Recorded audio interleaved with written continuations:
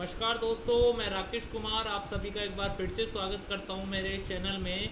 और आइए दोस्तों, आज के इस सेशन की शुरुआत करते हैं इन दो मोटिवेशनल लाइनों के साथ कि रख हौसला वो मंजर भी आएगा, प्यासे के पास चलकर समंदर भी आएगा, और थक हार के ना बैठे मंजिल के मुसाफिर, मंजिल भी मिलेगी और मिलने का मज़ा भी आएगा। मंजिल भी मिलेगी और मिलने का मज़ा भी आएगा। तो आइए दोस्तों, इन्हीं मोटिवेशनल लाइनों के साथ अपने इस सेशन की शुरुआत करते हैं। और आज हम पढ़ते हैं कक्षा 9 का प्रश्नावली 7.1। दोस्तों, प्रश्नावली 7.1 पढ़ने से पहले उसमें जो काम में आने वाली जो प्रमेय हैं उनके बारे में आज अपन चर्चा करते हैं, उनको अच्छे से समझ लेते हैं। इसके बाद हम प्रश्नावली 7.1 के प्रश्नों को हल करेंगे।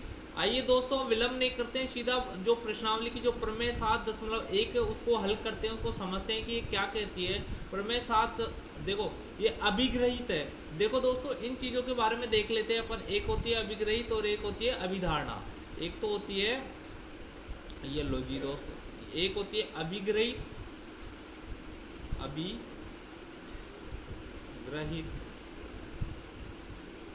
और एक होती है अभिधारणा। इन दोनों चीज़ों में अंतर समझो दोस्तों। अंतर क्या होता है? एक होती है अभिग्रहित और एक होती है अभिधारणा। अभिधारणा, अब देखो दोस्तों, अभिग्रहित तो क्या होती है? अभिग्रहित वो चीज़ होती है जिनको जो चीज़ लिख दी अपन को वो ऐसे कैसे एक्सेप्ट करना पड़ेगा, उसको अपन किसी भी तरीके से उसको अपन प्रूव नहीं कर सकते, सिद्ध नहीं कर सकते। अभिग्रहित अभी तो अपन को ग्रहण करना ही पड़ेगा, उसको अपन किसी भी तरीके से अपन उसको सिद्ध नहीं कर सकते। और अभिधारणा क्या होती है? अभिधारणा वो होती है जो अभिग्रहित की सहायता से अपन क्या कर सकते हैं, उसको अभिग्रहित की सहायता से अपन उसको सिद्ध कर सकते हैं। जैसे ये दी गई है अभिग्रहित, यहाँ लिखा हुआ है अभिग्रहित, यहाँ अभिधारणा नहीं लिखा हुआ दोस्तों, यहाँ लिखा हुआ है अभिग्रहित। तो ये दिया हुआ है एस ए सर्वांगसमता नियम, सर्वांग समता नियम। देखो दोस्तों, अब इसमें अपन सर्वांग समता का नियम पढ़ेंगे। सर्वांग समता क्या होती है? देखो, इसके बारे में बेसिक चीजें समझे अपन। सर्वांग समता, सर्वांग समता, तो सर्वांग समता जैसे अपन को दो त्रिभुज दिया, दो त्रिभुज कब सर्वांग सम होंगे? ये सर्वांग सम होने का मतलब है कि दोनों एक दूसरे के मिरर इमेज है, दोनों एक दूसरे के दर्पण प्रतिबिंब है। यानी इस वाली त्रिभुज को इस पर उठाकर रख दूं तो ये सेम इसको पूरा ढक लेगा। यानी ये एक भुजा दूसरी भुजा के दूसरी इसकी एक भुजा इस त्रिभुज की भुजा के बराबर होगी, इसकी दूसरी भुजा इस त्रिभुज की दूसरी भुजा के बराबर होगी, और त्रिभुज की जो तीसरी भुजा है इस तीसरी भुजा के बराबर होगी। तो इस प्रकार, और ये तीनों भुजाएं और तीनों कोण बराबर होंगे। त्रिभुज में सर्वांग समता का मतलब क्या है कि दोनों त्रिभुजों में तीनों तो भुजाएं बराबर होगी और तीनों ही कोण आपस में क्या होंगे? बराबर होंगे। तो हम कह देंगे दोनों त्रिभुज एक दूसरे क्या है? एक दूसरे के सर्वांग सम है। तो अब देखो दोस्तों, जैसे इस त्रिभुज का नाम दे दिया मैंने ए बी सी, और इसको दे दिया मैंने डी ई एफ।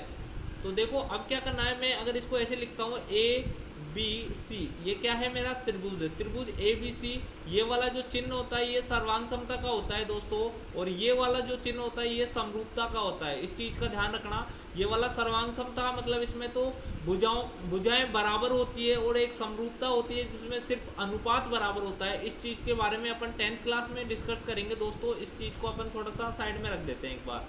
तो अपन को सर्वांग समता के बारे में पढ़ना है। सर्वांग समता क्या कहती है कि ये त्रिभुज ए बी सी किस वाले त्रिभुज के सर्वांग सम है? त्रिभुज डी ई और एफ के। यानी जो कोण ए है वो कोण डी के बराबर है, ये वाला जो कोण है वो इस वाले कोण के बराबर है। कोण बी है वो मेरा कोण ई के बराबर है, कोण बी है मेरा ई के बराबर है। और कोण सी है मेरा कौन से कोण के? एफ के। यहाँ लिख दूँ मैं कोण ए बराबर तो क्या होगा? कोण डी। और कोण बी बराबर क्या होगा दोस्तों? कोण ई। और कोण सी बराबर क्या होगा मेरा? कोण सी बराबर होगा कोण एफ। और भुजा भी बराबर होगी, जैसे कि इससे लिखते हैं अपन ए बी। ए बी भुजा किसके होगी? डी ई के बराबर होगी। और बी सी भुजा किसके बराबर होगी? बी सी भुजा होगी ई एफ के बराबर होगी। और ए सी भुजा किसके बराबर होगी? ए सी भुजा होगी मेरी डी एफ के बराबर। तो दोस्तों, इस चीज़ का विशेष तौर से ध्यान रखना है कि जिस क्रम में ये भुजाओं का अनुपात, मतलब जिस क्रम में ये भुजाएं दी गई है उसी क्रम में ये बराबर होगी। ए बी, यार ए और बी का क्रम है तो इधर डी और ई एफ, डी और ई का लेना है। ऐसा नहीं कर सकती कि अपन ए बी मेरा डी एफ के बराबर होगा। इस चीज़ का विशेष ध्यान रखना दोस्तों। ये भुजाएं बराबर होगी, जो दिया है त्रिभुज में जो भुजाएं दी गई है वो ही बराबर होगी। ठीक है, तो इस प्रकार अपन देख सकते हैं एस ए एस नियम, यानी दो भुजाएं, एस का मतलब साइड, ए का मतलब एंगल और एस का मतलब साइड, यानी एक भुजा दी हुई हो, एक कोण दिया हो और फिर एक भुजा दी हुई हो, ये क्या है मेरी भुजा, कोण नहीं है यहाँ पर, क्या है दोस्तों ये एस का मतलब होता है साइड, ए का मतलब होता है एंगल और फिर एस का मतलब क्या होती है साइड, साइड का मतलब होता है भुजा। तो देखो दोस्तों इसमें ये ए, अगर मेरे को मान लो दिया हुआ नहीं है कि तीनों भुजाएं बराबर है या तीनों कोण बराबर है, पर मेरे को ये दे दिया, देखो इसको मिटाते हैं एक बार। अब मेरे को दे दिया कि दो भुजाएं बराबर है और उनके मध्य का कोण बराबर, तो बताओ क्या वो सर्वांग सम होंगे? तो इसको अपन डायरेक्ट कहेंगे कि ये सर्वांग सम होंगे, और किस नियम से होंगे? देखो मैं यहाँ त्रिभुज ले लेता हूँ, ये लो जी मैंने लिया त्रिभुज, ये एक बार मैं त्रिभुज ले लेता हूँ, ये लो जी मैंने लिया त्रिभुज ये, और एक और त्रिभुज लेता हूँ मैं। तो दोस्तों मैं डायरेक्ट कहूँगा कि मेरे को ये कहेगा नहीं, तब भी मैं समझ जाऊँगा कि हाँ ये दोनों त्रिभुज सर्वांग सम है और ये तीसरी भुजाएं भी आपस में बराबर है। जैसे कि मेरे को दे दिया ये त्रिभुज लिया था मैंने ए बी सी, और ये था मेरा डी ई और एफ। अब ये कह रहा है मेरा दो भुजा, एस एस नियम कब लगेगा? जब दो भुजाएं, यानी ये वाली भुजा ए बी भुजा मेरी डी ई के बराबर हो, और जरूरी नहीं है कि ए बी डी के बराबर हो, ई एफ के बराबर हो, जिस क्रम में बराबर होगा उसी क्रम में हम उसका नामकरण करेंगे। और दूसरी भुजा ये वाली भुजा इस भुजा के बराबर हो, ये वाली भुजा इसके, ये वाली भुजा ए, यहाँ लिख लेता हूँ मैं, ए बी तो मेरा है डी के बराबर, और मेरा ए सी बराबर क्या दिया है मेरे को? ए सी बराबर दिया है डी एफ। और दोस्तों इन दोनों भुजाओं के बीच में कोण ये बन रहा है ए, कोण ए बन रहा है, और इधर इन दोनों भुजाओं के बीच में कोण डी बन रहा है, ये कोण भी मेरा क्या है? बराबर है। तो इसको मैं डायरेक्ट कह सकता हूँ कि ये दोनों त्रिभुज क्या है आपस में, ये दोनों त्रिभुज आपस में सर्वांग सम त्रिभुज है। और किस नियम से? नियम कह दो, कसौटी कह दो, एक ही बात है दोस्तों। तो मैं डायरेक्ट कह दूंगा एस ए एस नियम या एस ए एस कसौटी से ये दोनों त्रिभुज क्या है?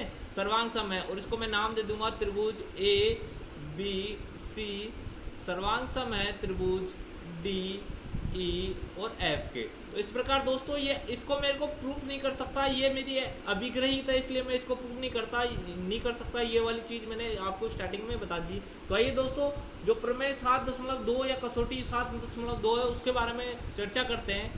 एक समद्विबाहु त्रिभुज, सबसे पहले अपन देखते हैं समद्विबाहु त्रिभुज होता क्या है।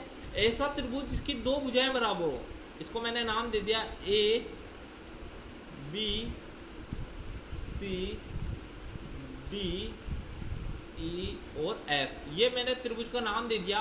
कोई सी भी दो भुजा बराबर हो सकती है, जरूरी नहीं है कि ए बी डी ई के बराबर हो, ए बी डी एफ के बराबर भी हो सकते हैं, उसमें कहीं लिखा हुआ नहीं है। अब देखो एक त्रिभुज, एक समद्विबाहु त्रिभुज की दो बराबर भुजाओं के सम्मुख कोण बराबर होते हैं। अब ये बोल रहा है मेरे को कि एक त्रिभुज है और उसकी दो सम्मुख भुजाएं। अब देखो इसको प्रूव करने के लिए मैं इसको मिटाता हूँ, एक ही त्रिभुज लेता हूँ और उससे दो त्रिभुज बनाऊंगा।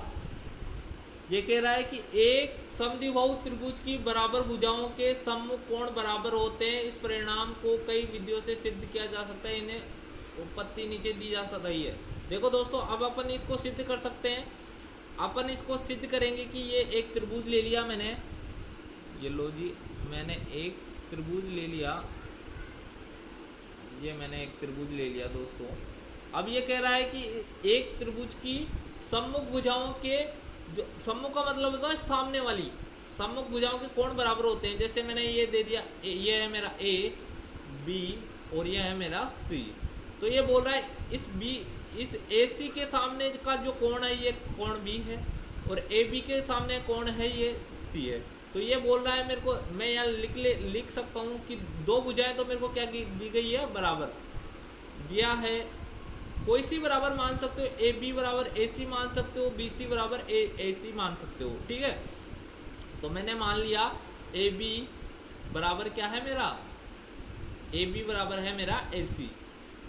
अगर ये दिया है तो सिद्ध क्या करना है मेरे को?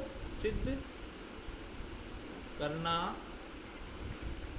है, क्या सिद्ध करना है कि ए बी के सामने, इस ए बी के सामने कोण सी बन रहा है और ए सी के सामने कोण बी बन रहा है, तो सिद्ध करना है मेरा कोण बी बराबर क्या होगा, मेरा कोण सी होगा। तो अब दोस्तों इसमें उत्पत्ति करता हूं मैं,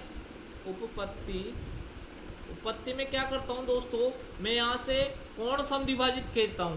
कोण समद्विभाजित क्या होता है दोस्तों, कोण समद्विभाजित होता है कि एक कोण को दो बराबर भागों में बांटता है। कोण समद्विभाजित क्या करता है, कोण समद्विभाजित एक कोण को बराबर दो भागों में बांटता है। ये लो जी, मैंने एक कोण समद्विभाजित खींच दिया, कोण समद्विभाजित खींच दिया, तो ये वाला जो कोण है, ये वाला जो कोण है वो इस कोण के बराबर है। उत्पत्ति, ये मैंने m मान लिया इसको, एक कोण समद्विभाजित, कोण समद्विभाजक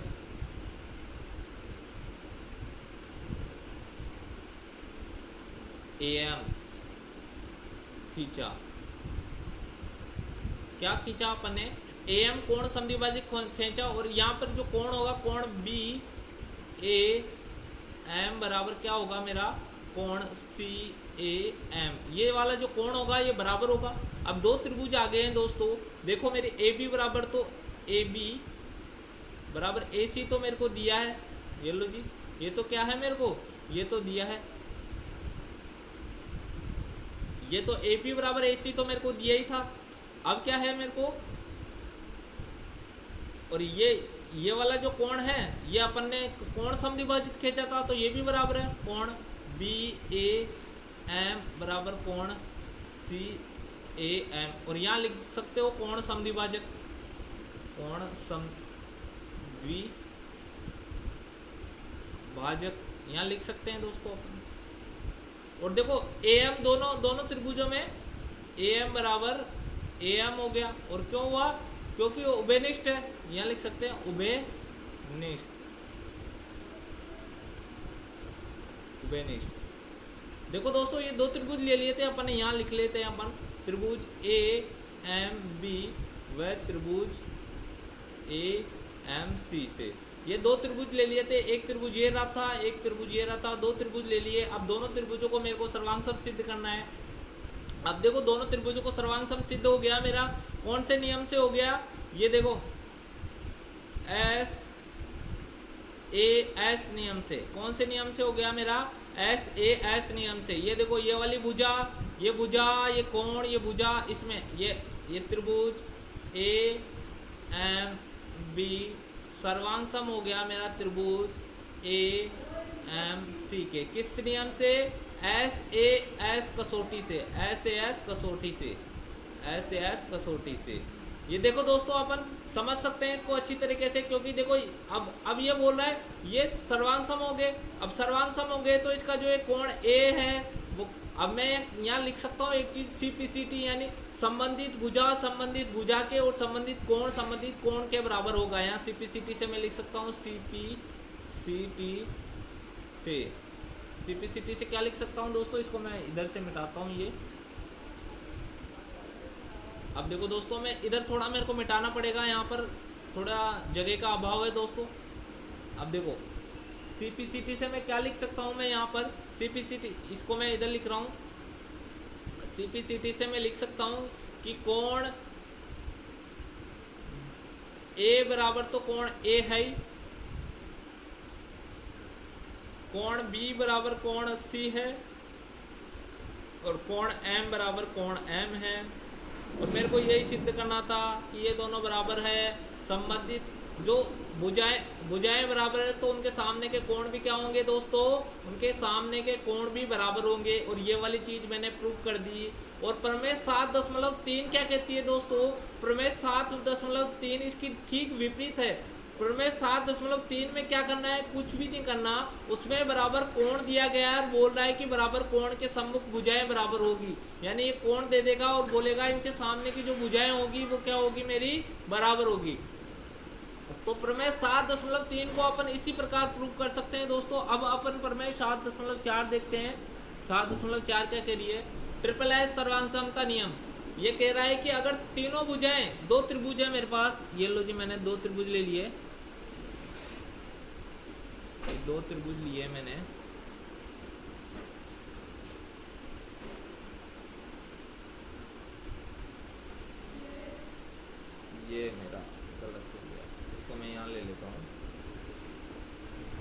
ठीक है,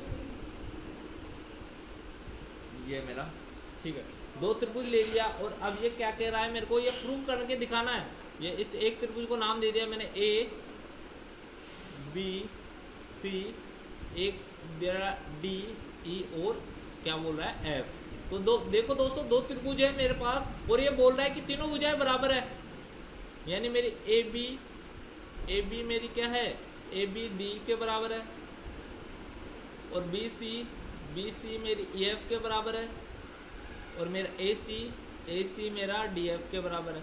ये बोला है कि ये सिद्ध करो कि ये दोनों त्रिभुज आपस में क्या है, सर्वांग सम है। तो देखो दोस्तों, इसमें कुछ नहीं करना, इसमें तो देखो सीधे सीधे एक लाइन लिखने हैं, प्रमेय 7.2 से कोण ए तो मेरा किसके बराबर होगा, कोण डी के बराबर हो जाएगा। कोण बी मेरा किसके बराबर होगा, कोण ई के बराबर हो जाएगा। और कोण सी किसके बराबर होगा, मेरा कोण एफ के बराबर होगा।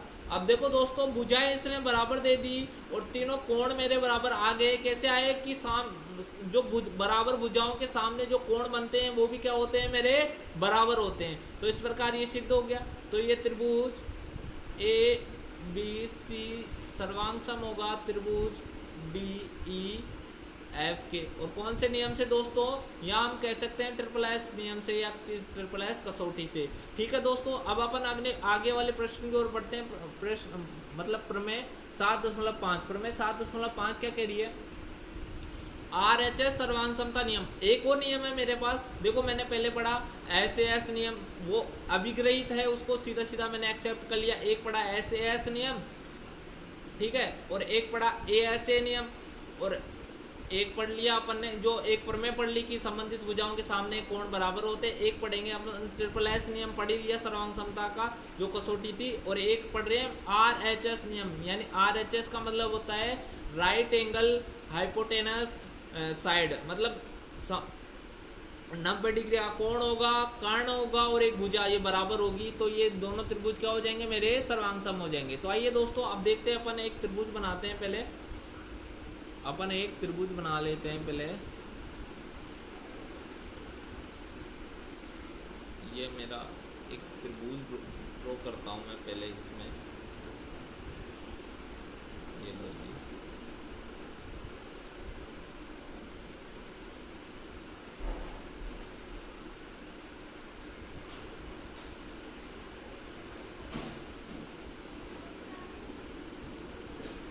ये मेरा देखो दोस्तों, इसमें 90 डिग्री का कोण बनाना पड़ेगा, क्योंकि ये बोल रहा है राइट एंगल 90 डिग्री कोण को ही बोलते हैं दोस्तों अपन।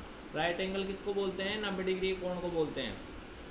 ये मेरा ए बी सी, इसको मैंने नाम दे दिया डी ई और एफ। ये लो दोस्तों, अब ये बोल रहा है यहाँ पे तो 90 डिग्री बन रहा है, ये लो 90 डिग्री, और इसका कर्ण विकर्ण बराबर है, ये वाला इसके बराबर। और एक भुजा या तो ये बराबर हो सकती है या फिर ये भुजा बराबर हो सकती है। तो मैं ऐसे मान रहा हूँ कि ये जो ए बी है ये मेरी डी ई के बराबर है। तो यहाँ दिया है, पहले जो दिया है वो लिख लेता हूँ। दिया है ए बी बराबर क्या है, मेरी डी ई के बराबर है। कोण बी बराबर क्या है, मेरा कोण बी बराबर ई है। और कोण ए सी बराबर क्या है, मेरा डी एफ है। तो देखो दोस्तों, एक पाइथागोरस प्रमेय पढ़ी थी अपन ने, वो क्या होती है, कर्ण का स्क्वायर बराबर ये होता है, कर्ण का स्क्वायर बराबर आधार का स्क्वायर प्लस लंब का स्क्वायर, आधार का स्क्वायर प्लस लंब का स्क्वायर। तो देखो दोस्तों, अब कर्ण क्या है मेरा, पहले वाले त्रिभुज के लिए देख रहा हूँ तो ए सी है, ए सी का स्क्वायर बराबर ए बी का स्क्वायर प्लस बी सी का स्क्वायर। ये तो पहले त्रिभुज में लग गई प्रमेय, ये लो मैंने इसको नाम एक दे दिया। अब दूसरा जो त्रिभुज है इसमें देखता हूँ मैं डी एफ का होल स्क्वायर बराबर डी ई का स्क्वायर प्लस ई एफ का स्क्वायर। ये लो जी, इसको मैंने समीकरण 2 नाम दे दिया।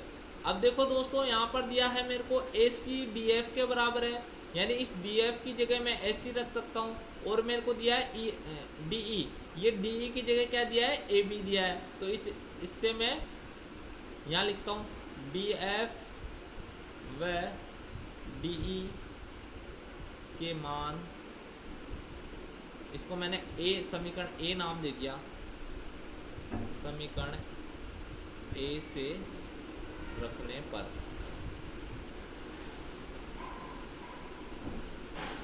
ए से मैंने मान रखा, इसमें क्या होगा देखो, इसमें ए से मान रख दिया मैंने, डीई की जगह तो क्या है मेरा डी एफ की जगह तो मैंने क्या रखा, डी एफ की जगह मैंने ए सी रख दिया,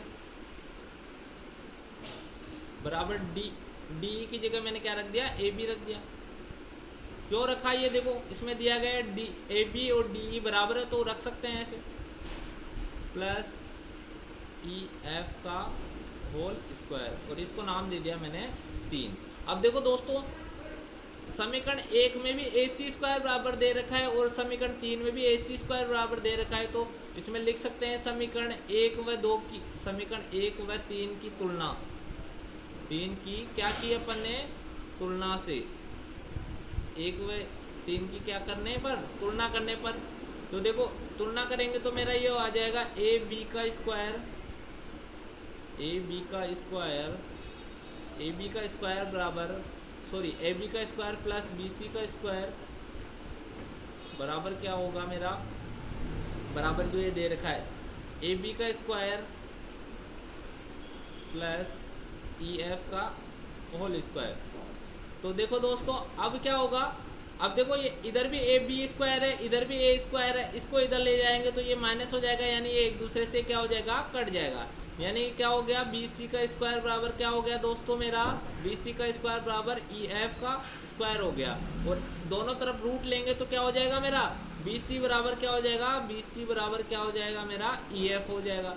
अब देखो दोस्तों, ये दो भुजा, एक कर्ण बराबर दिया था, एक भुजा बराबर दी थी, तीसरी भुजा भी अपन ने बराबर कर ली, तो अपन कह सकते हैं कि ये सर्वांग हो गए, सर्वांग सिद्ध हो गए, किस नियम से, ट्रिपल एस नियम से, एस नियम से, तीनों भुजाएं क्या है, तीनों भुजाएं बराबर है, इसलिए ये दोनों त्रिभुज एस एस नियम से भुजा कसौटी या नियम से एक दूसरे क्या है, सर्वांग सम है। तो इस प्रकार दोस्तों अपन ने जो ये प्रमेय, सॉरी, इस प्रकार जो इसमें जो प्रमेय काम में आने वाली है, जो कसौटियां हैं, उनको अपन ने सिद्ध कर लिया और देख लिया किस प्रकार इनको प्रूव करते हैं। तो अब जो नेक्स्ट वीडियो होगा उसमें अपन देखेंगे कि जो प्रश्नावली 7.1 के प्रश्न है उसको अपन किस प्रकार आसानी से हल कर पा रहे हैं। अगर आप पहले इन वीडियो को देख लोगे तो अब मैं गारंटी के साथ कह पा रहा हूं कि आप है ना 7.1 जो प्रश्नावली है उसके सारे प्रश्न आसानी से हल कर पाओगे, परंतु आपके पास एक ही कंडीशन है कि प्रश्नावली जो प्रमेय दी गई है, ये सारी प्रमेय मैंने एक साथ समझा दिया, आपको कहीं बार बार दूसरे वीडियो में देखने की जरूरत नहीं है। तो धन्यवाद दोस्तों।